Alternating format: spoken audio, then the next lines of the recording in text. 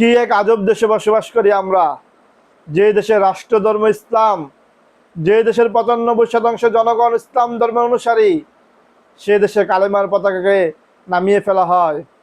অথচ বিশ্বকাপকে কেন্দ্র করে ম্যাক্সিমাম বাড়িতে Argentina, Brazil, France, Germany, Italy এই দেশগুলোর পতাকা উত্তোলিত আছে। সে বিষয়ে কারো কোনো মাথা ব্যথা নাই। সকল মাথা ব্যথা শুধু কালেমার পতাকাকে নিয়ে। কেন? এই জবাব কি কারো কাছে আছে? নাই।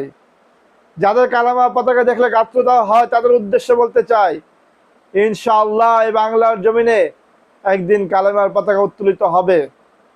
একদিন বাংলার আকাশে কালেমার পতাকা উড়বে। সেদিন ন্যায় ইনসাফ কায়েম হবে।